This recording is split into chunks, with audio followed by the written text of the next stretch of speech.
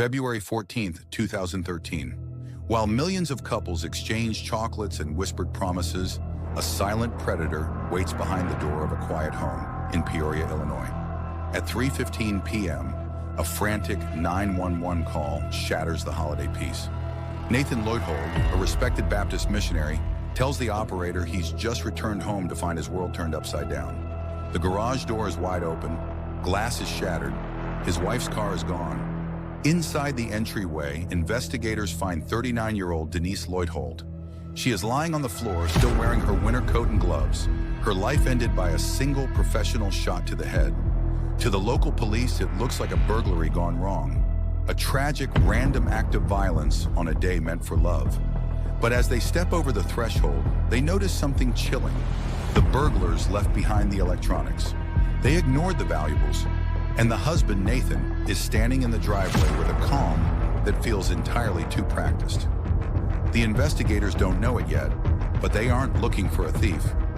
They are looking at a man who just gave his mistress the ultimate Valentine's Day gift. To understand the tragedy of Denise Leuthold, you have to look back to the 3rd grade at Faith Baptist Christian School. That was where she met Nathan. Even as children, they were inseparable. Nathan was smitten with her curls and her quick smile. They were the quintessential childhood sweethearts. By 1995, they were married, embarking on a life defined by faith and service. Denise was a woman of profound quiet strength. As a mother to 3 children, Seth, Julia, and Janelle, she was the bedrock of the family. The Leutholds were representatives on the world stage, serving as missionaries in Lithuania for years. To the outside world, Denise was living a blessed life, supported by a husband who had practically grown up in her parents' home. But by early 2013, the cracks in the stained glass were widening. The family had returned to Peoria, living with Denise's parents. On the morning of February 14th, the routine seemed normal. Denise dropped her youngest daughter, Janelle, off at daycare. She had a list of errands, a busy afternoon ahead, and a husband she believed was out buying her a Valentine's gift. The concern started with Nathan's 911 call. He claimed he arrived at the house on Mosswall Court and sensed immediately that something was wrong. But as police arrived, the timeline of Denise's final movements began to paint a heartbreaking picture. She had just walked through the door. She hadn't even had the chance to set down her keys. The initial police reports noted a disturbed scene, but for Denise's family, the real disturbance was the vacuum left by a woman who was the heartbeat of their lives. Investigators would soon realize this was no ordinary missing persons case or a random robbery. Detective Sean Curry and his team arrived at a scene that felt off from the first minute. As they walked through the house, the burglary felt like a stage play with bad props. In the kitchen, cabinets were swung open and drawers were pulled out, but the contents weren't rummaged through. They were simply displayed. Expensive televisions and Blu-ray players sat in plain sight, untouched. The thieves had apparently bypassed thousands of dollars in electronics to steal exactly 3 pieces of jewelry. Then there was the body. Denise lay just inside the door. Detective Curry noted that she was still wearing her coat and gloves. This wasn't a woman who had been surprised while relaxing at home. She had been executed the second she stepped inside. Underneath her body, police found her car keys. Yet her vehicle was missing from the driveway. Nathan Leuthold stood outside, narrating his morning to the police. He was eerily composed, his voice steady as he explained his whereabouts. He told detectives he had spent the morning at a local spa, purchasing a gift card for Denise. It was a perfect alibi, a husband doing something sweet for his wife on Valentine's Day. But detectives noticed his hands. They were clean, his demeanor detached. A few hours later, Denise's missing car was found abandoned in a park a few blocks away. Inside a nearby trash can, investigators found a spare key to the vehicle. The pieces weren't fitting the narrative of a random home invader. A random criminal doesn't kill a woman, steal her car, drive it 3 minutes away, and then carefully dispose of the key in a bin. They also discovered that Nathan owned a .40 caliber Glock handgun. When asked where it was, Nathan claimed it had gone missing, likely stolen by the burglars. It was the exact caliber used to kill his wife. What police didn't know was that their suspect had been planning his next move for weeks. As the sun set on Valentine's Day, the focus shifted from a manhunt for a burglar to a deep dive into the perfect life of Nathan Leuthold. Under questioning, Nathan leaned heavily on his missionary background, projecting the image of a grieving, godly man. He detailed his trip to the spa and his various errands. But when detectives began checking his story, the contradictions started to bleed through. Witnesses at the spa didn't recall a man desperately in love. They recalled a man who was a frequent visitor, not with his wife, but with a young woman named Ina Dobalate. Ina was a 20-year-old Lithuanian student the Leutholds had met during their mission work. They had sponsored her, brought her to the U.S., and treated her like a member of the family. But investigators discovered the relationship was anything but paternal.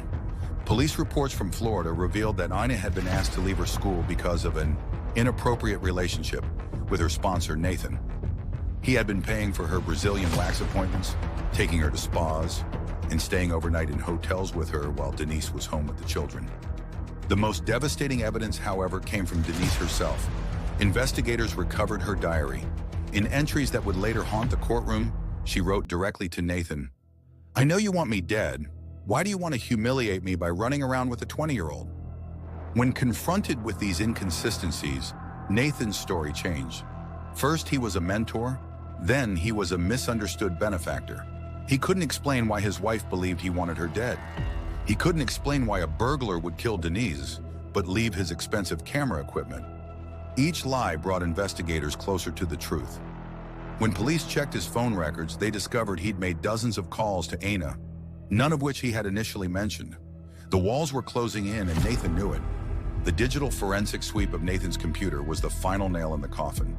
Investigators didn't just find an affair, they found a blueprint for murder. In the weeks leading up to February 14th, Nathan's search history included how to muffle a gun, how to silence a .40 caliber Glock, and hitting someone over the head to knock them out. He had even researched lethal injection. Surveillance footage from the area began to fill in the gaps of the timeline.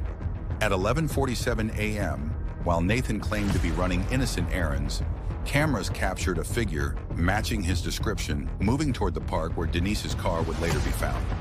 GPS data from his own devices suggested a route that bypassed major intersections, a path chosen by someone who knew where the cameras were. Then came the physical evidence. Forensic experts analyzed the shattered glass at the home. The spread of the shards suggested the glass had been broken from the inside out, not the outside in. The break-in was a fabrication. Witness testimonies added more weight.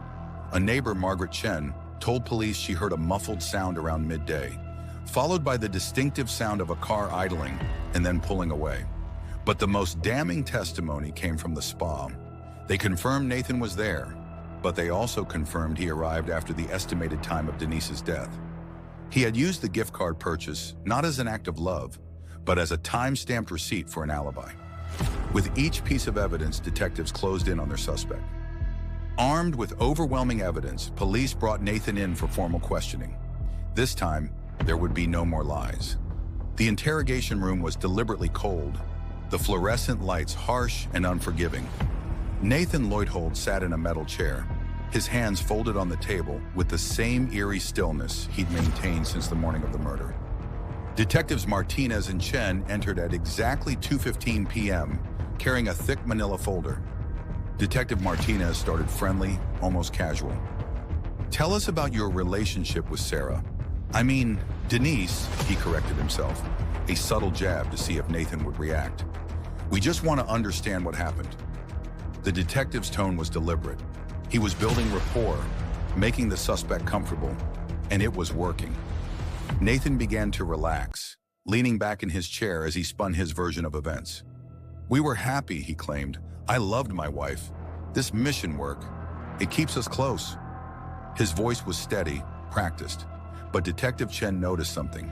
His leg was bouncing rapidly under the table, his fingers drumming an erratic rhythm against his thigh.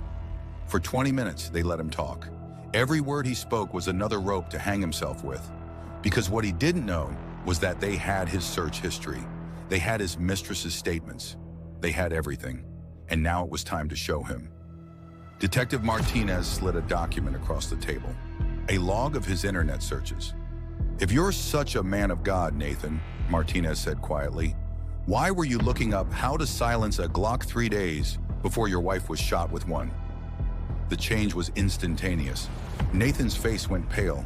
His hands, which had been resting calmly on the table, suddenly clenched into fists.